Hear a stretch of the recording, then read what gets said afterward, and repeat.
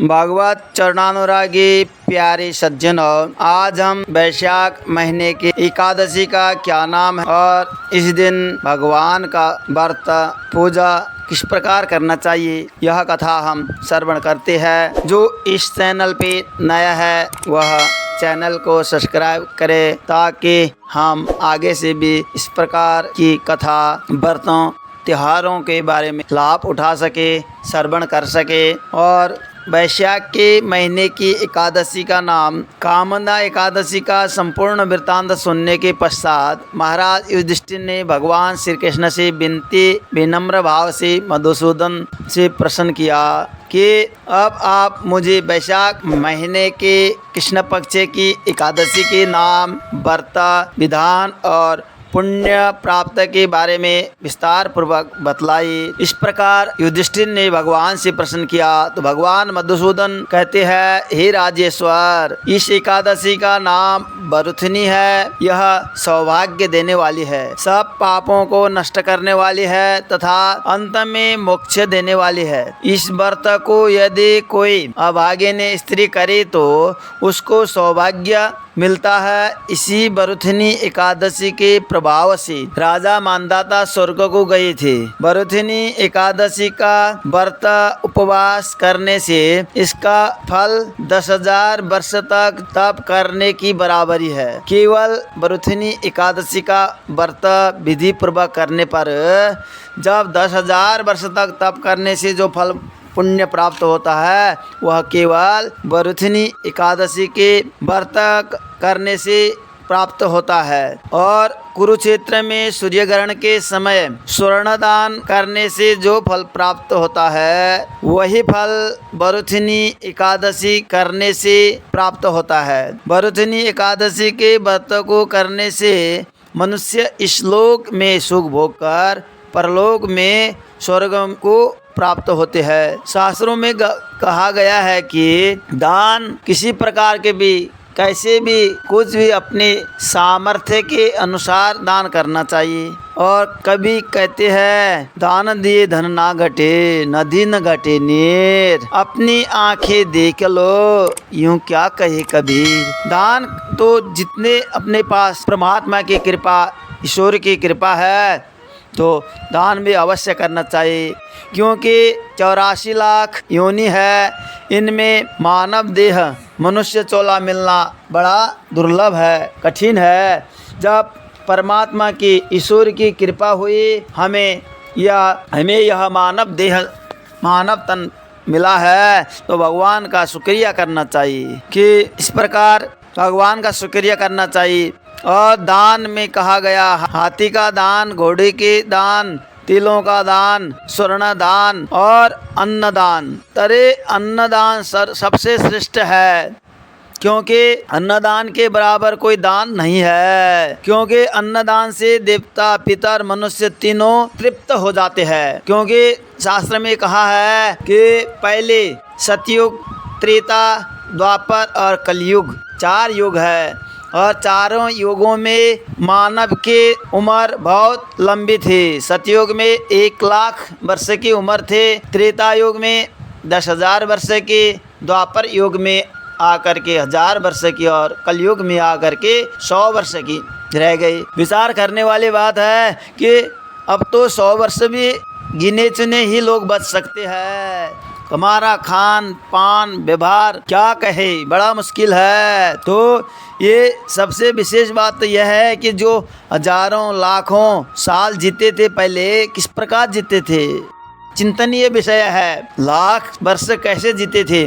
तो उस समय सतयुग में 1 लाख वर्ष की उम्र थे, तो उस समय जो यह प्राण था, प्राण हड्डियों में रहता था। और उसके बाद त्रेता युग में 10,000 वर्ष की उम्र हुई तो यह प्राण ब्लड रगत में रह गया। और उसके बाद जब यह द्वापर युग आया, उस समय 1000 वर्ष की उम्र हुई तो प्राण चमड़ी में रहा।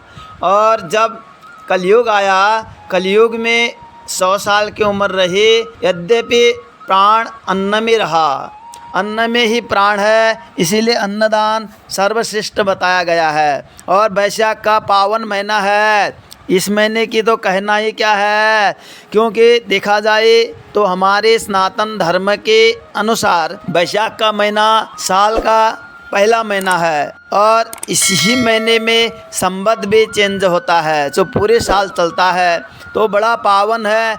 इस महीने में अपने सामर्थ्य के अनुसार जो भी है दान करना चाहिए। नहीं तो अन्नदान की तो बड़ी विशेषता बताई गई है, क्योंकि अन्नदान से देवता पितर मनुष्य तीनों तृप्त हो जाते हैं। शास्त्रों में इसको कन्यादान के बराबर माना गया है। भरथनी एकादशी के व्रत से अन्नदान तथा कन्यादान दोनों के योग के बराबर ही फल प्राप्त होता है। यदि किसी के पास यदि किसी ने जीवन में कन्यादान नहीं कर पाया तो यह भरथनी एकादशी व्रत रख करके अन्नदान करे और किसी ब्राह्मण को साधु को भोजन करा दे तो कन्यादान का फल भी प्राप्त होता है। जो मनुष्य लोभ के वश होकर कन्या का धन लेते हैं वे प्रलय काल तक नरक में वास करते हैं, क्योंकि कन्यादान कहा गया है। देखो शास्त्र में कहते हैं कन्यादानम महादानम सर्वदानेश दुर्लभम। कन्यादान बड़ा दान बताया गया है। यद्यपि आजकल तो कन्यादान क्या कहे, आजकल तो कन्यादान कहना बड़ा मुश्किल है, क्योंकि आजकल सीधा देखा जाए तो पहले ही पता कर लेते हैं कि हम इतना लगाएंगे तुम कितना लगाओगे। अरे पैसों में बात करते हैं, क्या करें, समय परिस्थिति ऐसी है। फिर देखो शादी हुई और कुछ समय के बाद क्लेश, ऐसी ही दुनिया है, क्योंकि सबको देखना चाहिए। कन्यादान दान है और जो मनुष्य प्रेम एवं धन सहित कन्या का दान करते हैं उनके पुण्य को चित्रगुप्त भी लिखने में असमर्थ है। जो मनुष्य इस भरथनी एकादशी का व्रत करते हैं उनको कन्यादान का फल प्राप्त होता है। और भरथनी एकादशी व्रत निम्नलिखित कांसे के बर्तन में भोजन करना चाहिए और मसूर की दाल, मधु, दूसरों का अन्न, दूसरों का भोजन एवं स्त्री प्रसंग का दिन जुआ नहीं खेलना चाहिए तथा शयन भी नहीं उस दिन दतौन करना, दूसरे की निंदा करना तथा चुगली करना भी एवं पापी मनुष्यों के साथ बातचीत करना सब त्याग। उस दिन क्रोध तथा मिथ्या भाषण भी। व्रत के दिन बड़े संयमता से रहे और आनंद के साथ व्रत प्रतिक्षण भगवान के प्रति अपना मन को जोड़ के रखना चाहिए और भगवान का नाम का कहते हैं कि अश्वमेध सहस्राणी एकादशीम कथा सुत्वा सूता फलवा। जो बड़े बड़े यज्ञ अश्वमेध यज्ञ वाजपेयी यज्ञ करने से वह फल केवल एकादशी के व्रत करने से प्राप्त। जो मनुष्य विधिवत उनको स्वर्गलोक की प्राप्ति होती है। अतः प्रत्येक मनुष्य को तथा पापों से डरना चाहिए। इस व्रत के महात्म्य को पढ़ने तथा सुनने मात्र से मिलता है। इसका फल गंगा स्नान के फल से। और इस कथा का सार यह है कि वैशाख मास के कृष्ण पक्ष की एकादशी अत्यंत भरथनी एकादशी कहा जाता है। इस दिन भक्ति भाव से भगवान मधुसूदन की पूजा करनी चाहिए। भरथनी एकादशी का प्रसन्नता भगवान मधुसूदन के प्रसन्नता से संपूर्ण पापों का नाश होता है और सुख सौभाग्य। एकादशी की व्रत कथा अवश्य कमेंट शेयर करें और जो इस चैनल पे नया है चैनल को सब्सक्राइब करें ताकि आगे से भी हम इस प्रकार व्रत कथा कमेंट में भगवान का मंगलमय नाम कथा श्रवण करके भगवान का मंगल अवश्य लिखे। जय श्री कृष्ण।